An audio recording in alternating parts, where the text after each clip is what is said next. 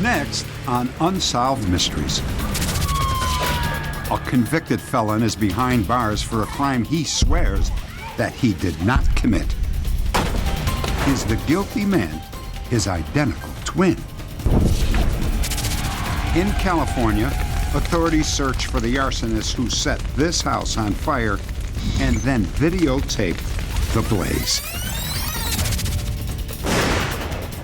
A suspected drug dealer ambushes two detectives. Today, he's still on the run. A 20-year-old falls in love with the girl next door. And now he's searching for their child, who can inherit over $1 million. 5 stories. They're all strange, but they are all true. I'm Dennis Farina, and this is Unsolved Mysteries.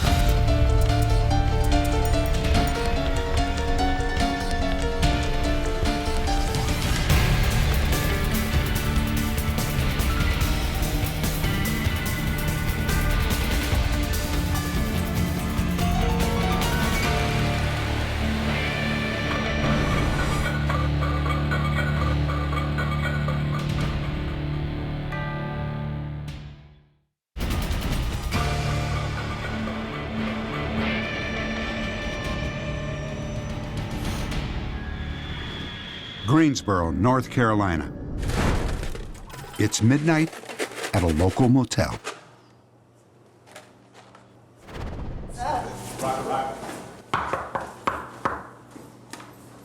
Don't move! Get down! On the floor! On the floor! Don't move! Get down! Get down! Who else on the floor? Don't move! Who else up in here? What's in your box, fool? What you got? How where the money at, huh? I don't want nobody make a move. The heavily armed robbers take cash and jewelry from the 5 people in the room.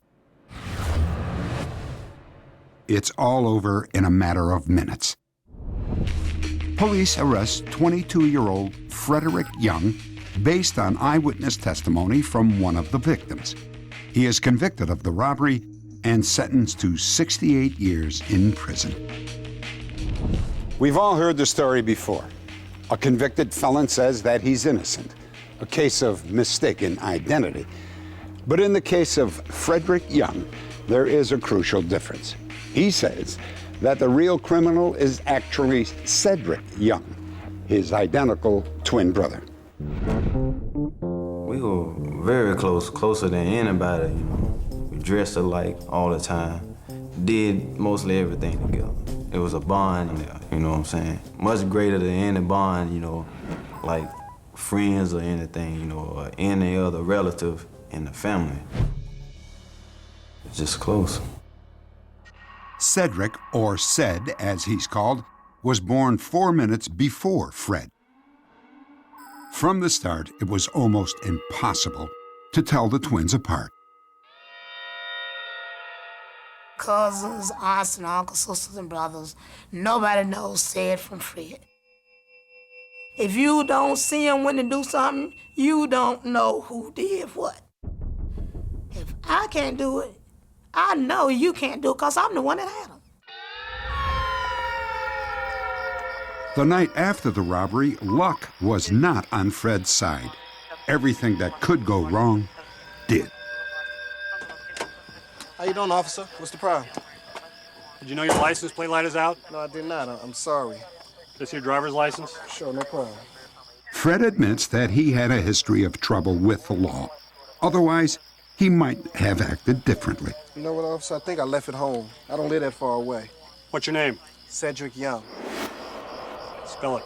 C-E-D-R-I-C. I gave him my brother's name because I didn't even have any driver's license. You know, my brother did. Keep an eye on him. At the time, it seemed like a good idea to use Cedric's name instead of his own. Cedric, turn around, put your hands behind your back. What's the problem, officer? Your license is revoked. License revoked. Cedric Young? Yes, you're under arrest for driving under a suspended license. Oh, this is ridiculous. And at the same time, he asked me, could he search my car? I told him, sure he could. Things were about to go from bad to worse. He started searching the passenger side, and he reached in and grabbed a bag.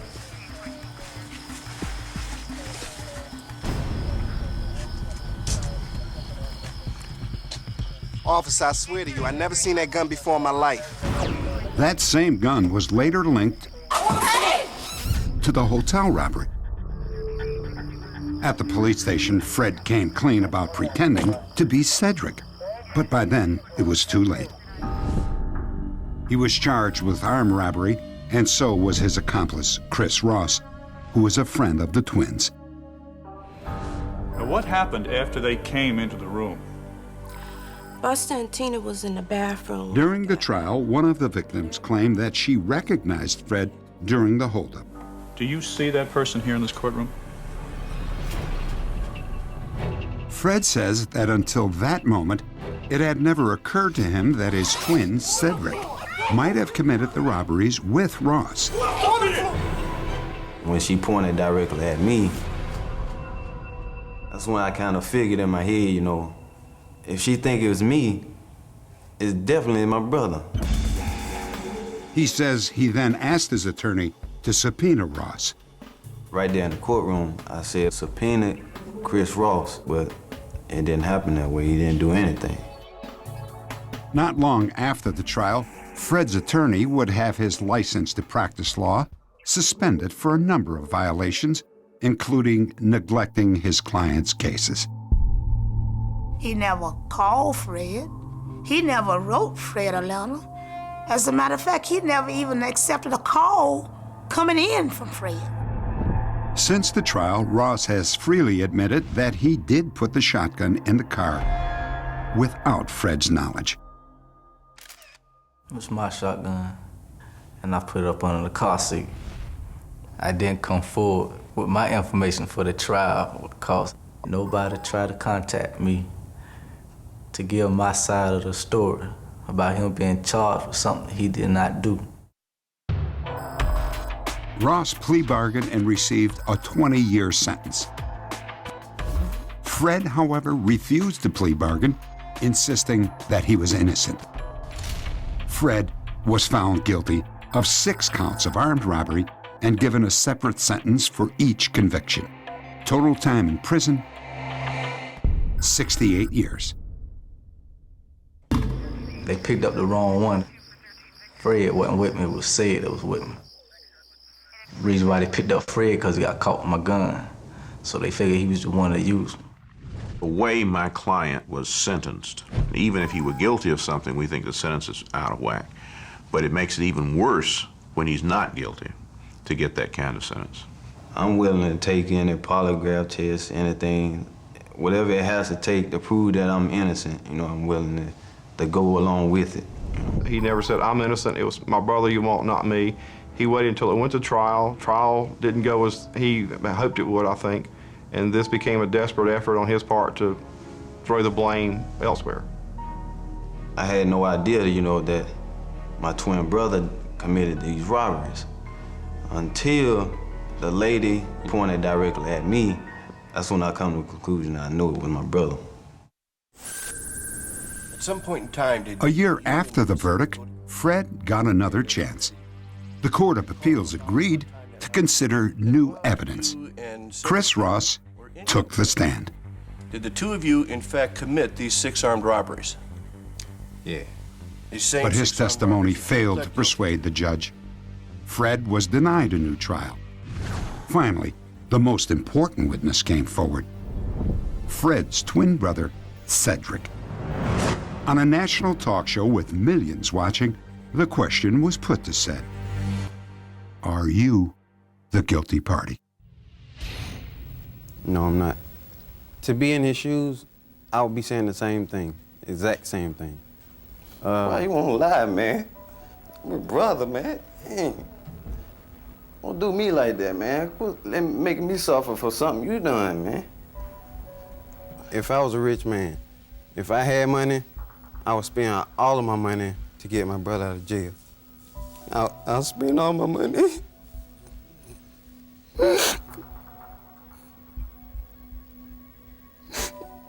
I would spend all my money to get a high-paying lawyer to get my brother out of jail because I miss him. Fred had served his time and was released. As far as the courts are concerned, this case is closed. But if the twins' mother was the judge, the verdict would be very different.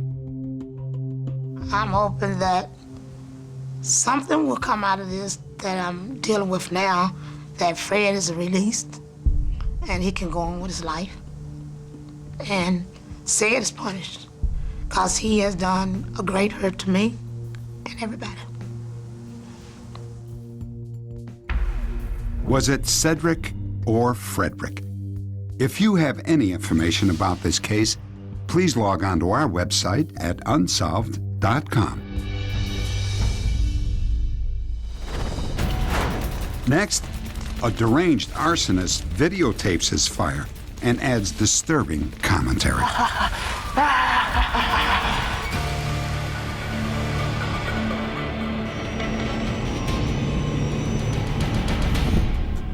You're about to go inside the mind of an arsonist who is so cold-blooded that he set a fire and then stayed around to videotape it.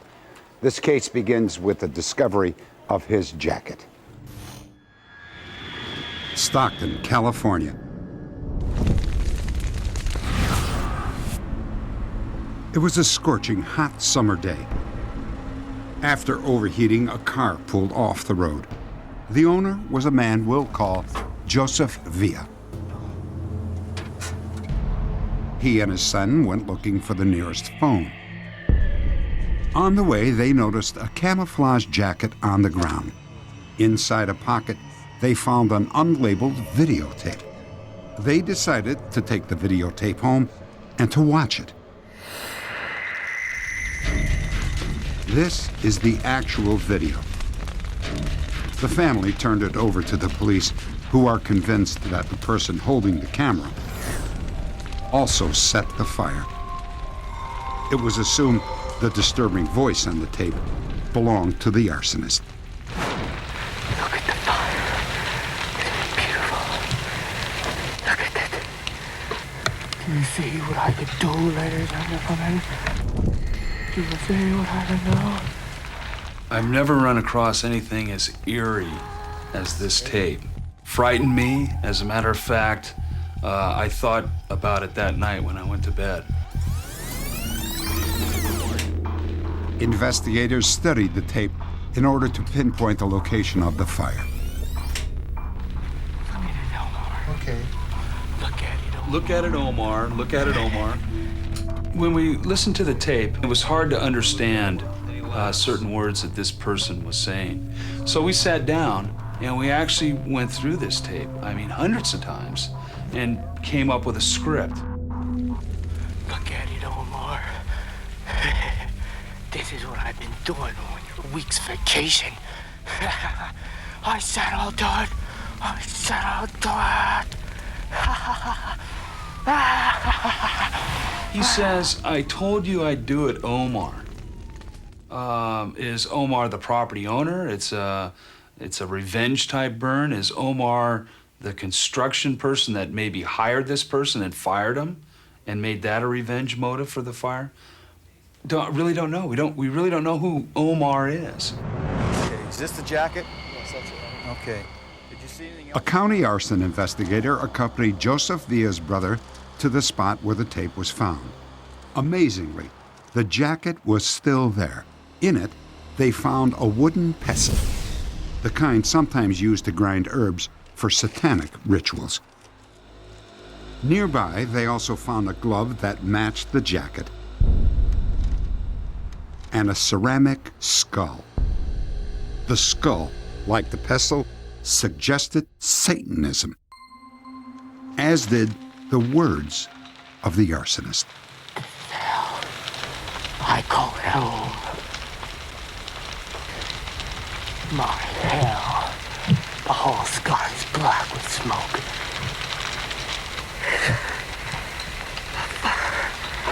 Then I will destroy and burn your soul. Ancient spirit of evil.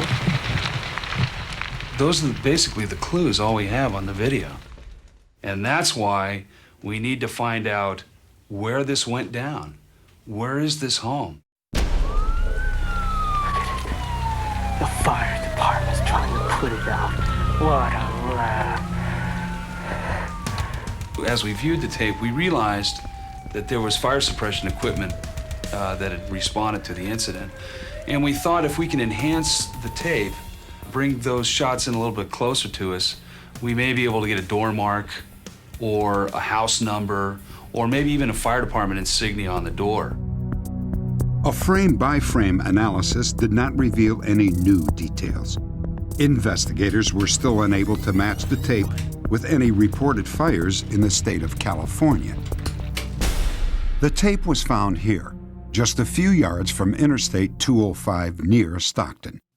The 205 feeds into several major highways. Authorities believe that the fire could have happened anywhere in the U.S. and that the arsonist might have only been traveling through California. I think the person who made this videotape and is responsible for the fire will, without a doubt in my mind, continue to set fires.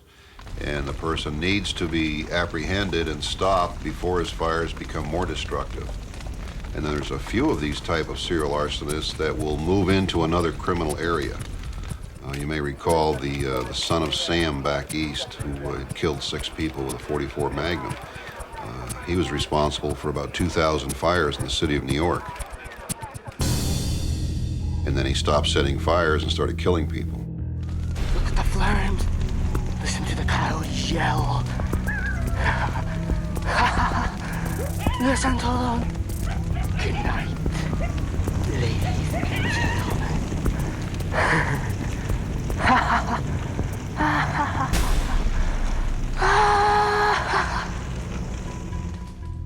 The house appears to be a one-story ranch with 2 chimneys. There is another house on the left side of the picture, partly hidden by a white trailer. The trailer indicates that the burning house was possibly under construction. Because fire engines arrive at the scene, it seems certain that a report of this fire would be on file somewhere. Update. Within minutes of our broadcast, several viewers called and identified the house seen burning on the videotape. It was located in Redwood City, California, 80 miles west of Stockton. As we were sitting here and we looked at the film on the TV, we realized with utter shock that it was the house behind us that was on TV. And our family was scared, to say the least, because we didn't realize that the film even existed. And we called in to Unsolved Mysteries and gave all the information. Surprisingly, on the night of the blaze, Woodside Fire Captain John Dellingis also videotaped the fire. While I was setting up the command post, directing companies in to extinguish the fire, I had set up my video camera to film the fire for training and investigation purposes. By comparing Captain Dellingis' tape with the video shot by the arsonist, investigators were able to confirm that this was definitely the fire's location. Some of the calls received led us to a 17-year-old Woodside youth. We interviewed that youth. Through that interview, it led us to a 19-year-old Redwood City youth. He was arrested and interviewed and subsequently admitted burning the house, taking the video, and was the one who talked on the videotape. Both suspects were underage when they set the fire and were tried as minors. One served time at juvenile hall, the other was committed to a state mental hospital. Next, a suspected drug dealer faces a long stretch in prison after he ambushes police.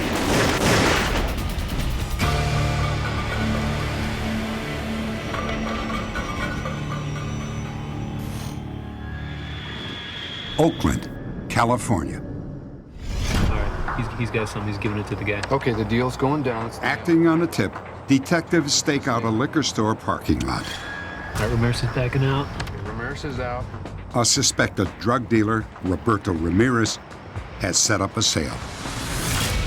Ramirez is no ordinary dealer. He distributes cocaine from Oakland to LA. The word is that Ramirez will do absolutely anything for money. He would often deal out of his house. He'd often have his children, 2 small children, grammar school age, carry the cocaine in backpacks and bring it to the buyers that way. After obtaining a search warrant, police converge on the Ramirez home. Oakland and Fairfield officers are in on the raid. No one knows what to expect from Ramirez. My assignment was to pry the iron grate on the front door. The safest entry that we make is a quick entry. It gives the people inside less time to prepare, and normally we catch them in that surprise mode. My position was to cross in front of the house, and then I would cover the window and the side of the house for anybody trying to flee or any attack coming from outside the window, through the front window. 1:42 a.m. Showtime. Police officer, search warrant, open the door! Policía, abre la puerta! Police officer, search warrant, open the door! Policía, abre la puerta! Ramirez's silence is a challenge, loud and clear. Come and get me.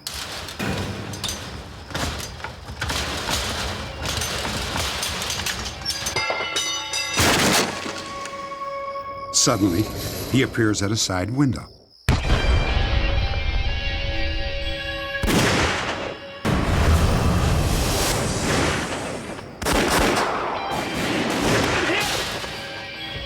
Two officers fall. Detective Smith is severely injured and is dragged from the line of fire. Officer Burrell takes refuge under Ramirez's window. Hold your fire, I'm coming out! I took a physical check of myself. My legs worked. I was clear thinking. My left arm didn't work. My shoulder was numb. Go, get him out, get him out! Let's go. But the other officer isn't so lucky. Detective Smith is bleeding profusely and must be quickly evacuated through a neighbor's house to a waiting ambulance. Roberto, sal de la casa! Sal para afuera! Roberto, sal de la casa! Ramirez still won't budge. Reinforcements arrive from 8 other police departments, and now 30 heavily armed officers surround the house. He's coming out! Okay, he's coming out! After a 2-hour standoff, Ramirez finally comes out. However, he is hiding behind his wife, who is 8 months pregnant, and their children, ages 10 and 6. Señora, camina adelante! Señora, camina adelante, véngase para acá! When Ramirez came outside, there was a lot of tension. He had shot 2 of our police officers. And he had a lot of time to think about what he had done. Anything can happen. You don't know what's going through their mind at that point.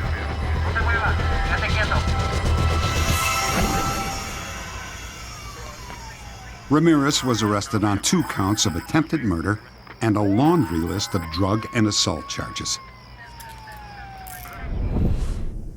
Ramirez was released after posting bail of $1 million. 6 months later, just before his trial, he and his wife packed up their children and disappeared. They are still on the run. I was shot through the upper left arm. It was basically in and out. It severed the nerves in my left arm and left me with no feeling, although I have strength and muscle flexibility in the arm. I just don't have any feeling in it.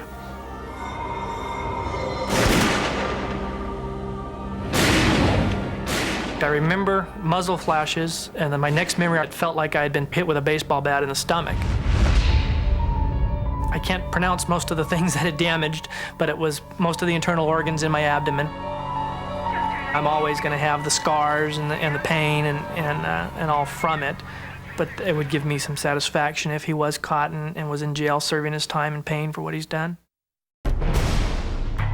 Roberto Ramirez is 5 feet 6 inches tall and weighs 210 pounds. He is considered to be armed and dangerous. Detectives had searched for him throughout California and Mexico. If you have any information, please log on to our website at unsolved.com.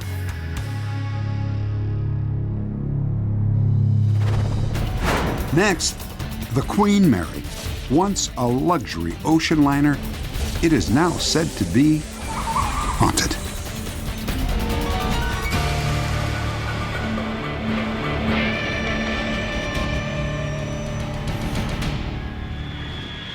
Long Beach, California. This is the famous Queen Mary, now permanently docked. On her decks and in her corridors, people have seen ghostly figures and heard mysterious sounds that they just can't explain. I'd been here about 14 years when I'd first had the first experience with actually seeing what I thought to be a ghost. I was in the work area, and there was a lady sitting there. She appeared to be in a late afternoon cocktail-type dress from the 40s, no makeup on. She seemed to be very pale, but I never saw a movement. I left the table, turned around because I wanted to take another look, and there was nothing there. I am probably the last person that should have had these experiences because I'm such a skeptic.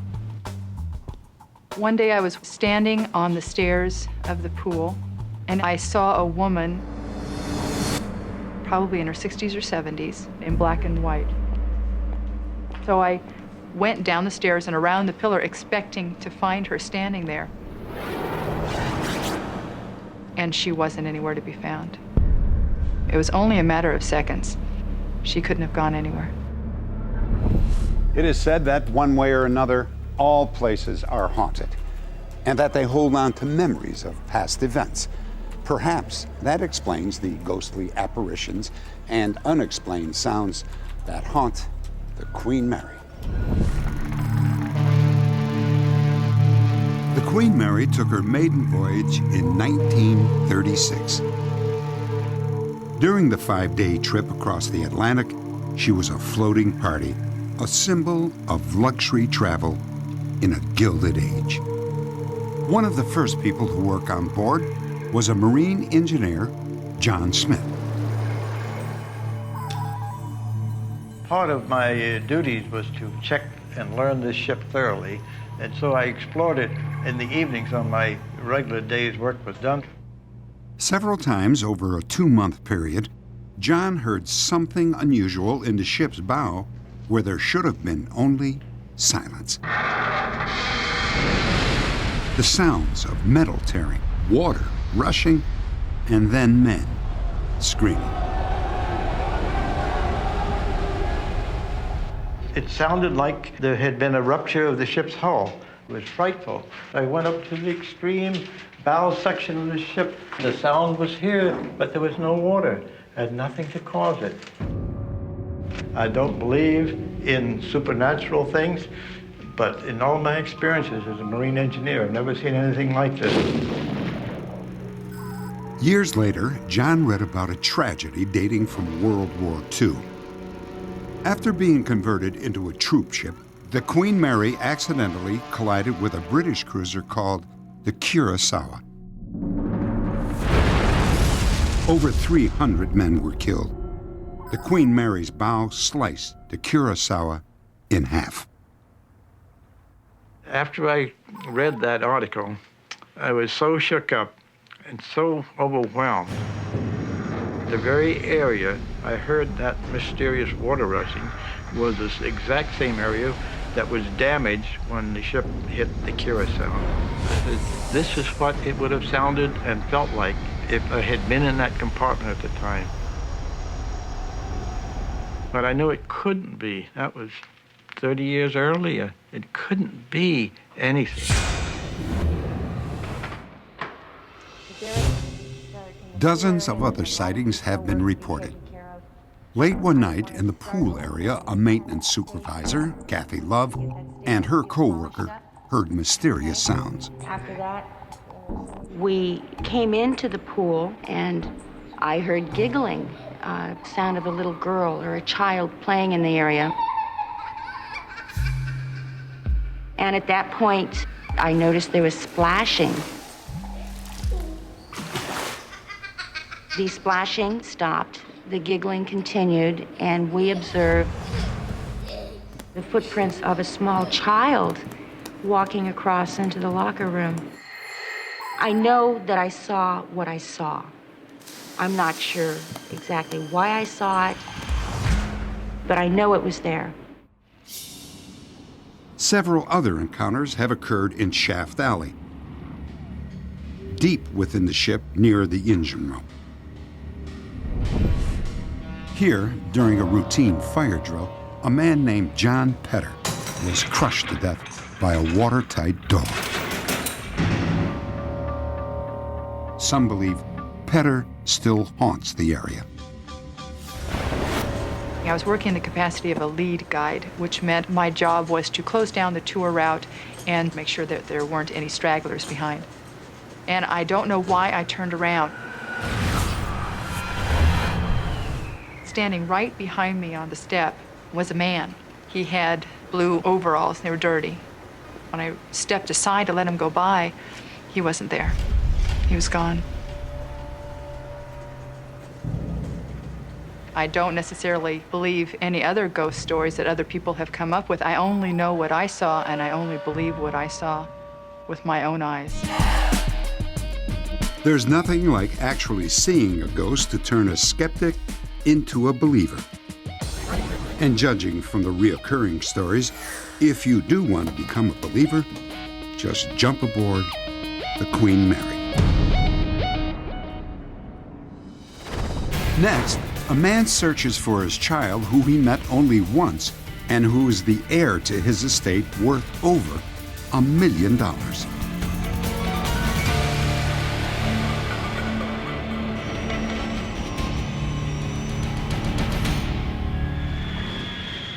Pomona, California.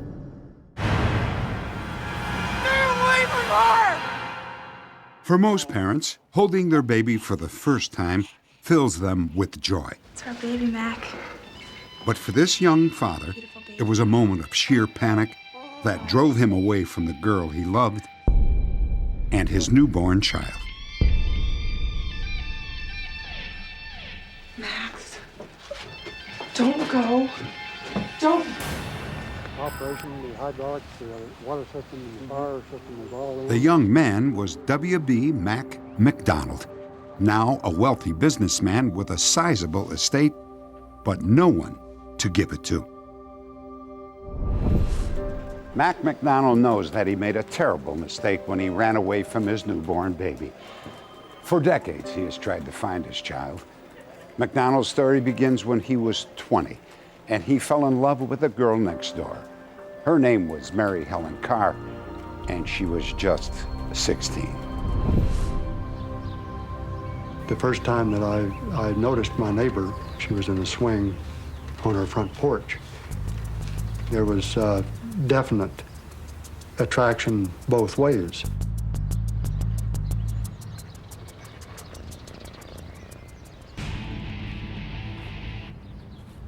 Nice bike. The romance began slowly and discreetly. Mary Helen. Nice to meet you. I've seen you before. I'm just cleaning my bike. Would you like to go for a ride sometime? My mother would forbid me to ride that, especially with you. Is your mother always here?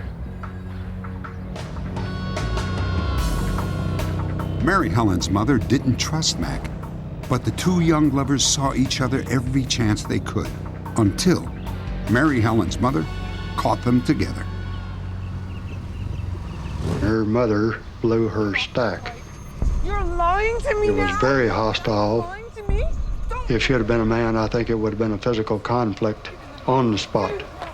I felt that the world had just collapsed. It upset me, because I was in love with a girl at that time, and we were planning on a future together. And here were these tremendous stumbling blocks being thrown out into the path. Mac felt that he had no choice but to pack up his bags and leave. His destination, the oil fields of Texas.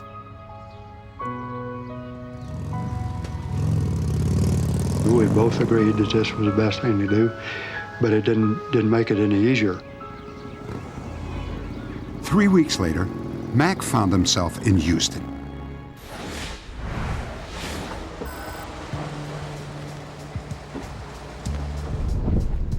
Soon afterwards, Mary Helen ran away from home to join him. Mary Helen called me from the bus station there in Houston, and I tore the streets up getting down to the bus station. It was a very happy reunion. Posing as husband and wife, Mac and Mary Helen found a place to live. But their world would soon collapse again. Hello? Just a minute. Mac was tipped off by a friend that the police were on their way. I can't believe this is happening. Okay. Right now. Mary Helen's mother was charging him with statutory rape and illegally living with a minor. It's okay. It's all right. That's fine. That's fine. I'll call you. Mac made his escape with only seconds to spare.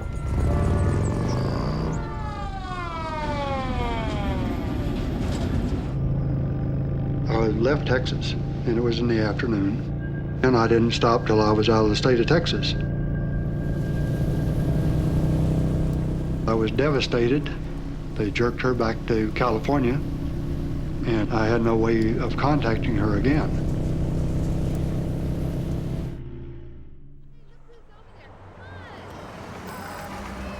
A year had passed, and Mac returned to California for a new job. One evening, he and a friend stopped off at a drive-in in Long Beach. Mac? Mary? I almost fell out of the car. The waitress, the car hop that came to wait on us, was Mary Helen. Los Angeles is a big city. It was a big city then. And the possibilities of driving into a restaurant and having her, the waitress, was like hitting a Keno ticket here in Reno. Well, listen, I can't really talk to you, but I get off work at 9. Do you want to come by my apartment? Yeah. Here's my address. Great. You can see our baby. I have a baby? I almost had heart failure. It took my breath away. Because I had no idea she was pregnant. There was that possibility, though. So I told her I'll be right over.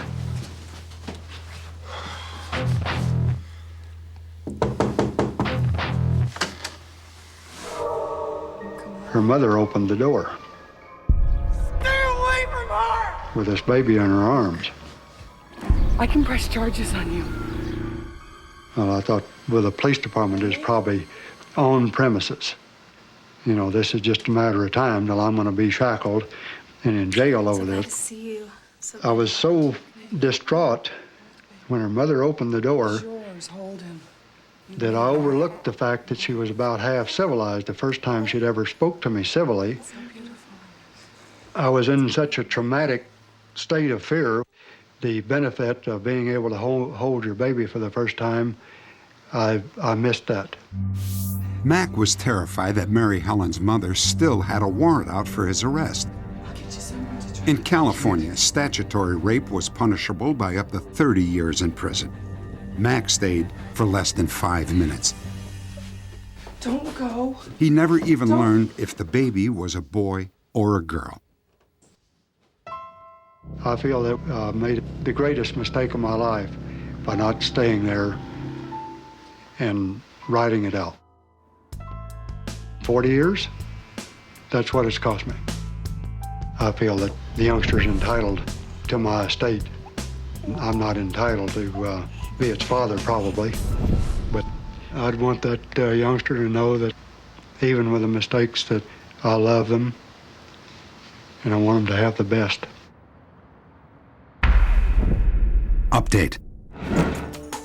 On the night of our broadcast, Mac learned that he had a daughter. Her name was Sherry. The news came from Mary Helen Carr herself. 1 week after our broadcast, Mac arrived at Sherry's home in Denver, Colorado, for what would be a bittersweet reunion, especially for Sherry, who had been raised by a caring stepfather. No. Hi. Come on in. Hi, please. Yes, hi, Mac. Hi. It's hard to describe the feeling that I had for my daughter when I opened the door and she was there and I was able to hold her. Sitting on? I want to sit down, I want to hold you. I just tried to come to the realization that it really was my father standing there. I don't know what to say. I'm still in a state of shock. At this point in my life, to find that there is someone who is my father and who wants to establish a relationship with me, it's just emotionally very traumatic. Apparently he wants to be part of her life. And if that's the case, it's okay. I hope since he's gone to this much effort to find her that he doesn't bring any sorrow to her. The fact that I didn't stay and fight the battle, it's most unfortunate. I don't believe I would do it that way again. However, yesterday unfortunately can't be redone. I'd like to. No matter how you look at it, he left my mother with a tiny baby, you know, and I have to deal with that. I have to deal with the fact that I have a father who loves for me, who's raised me, who's cared for me. But I believe there's enough room in this family for everyone. And I sincerely mean that.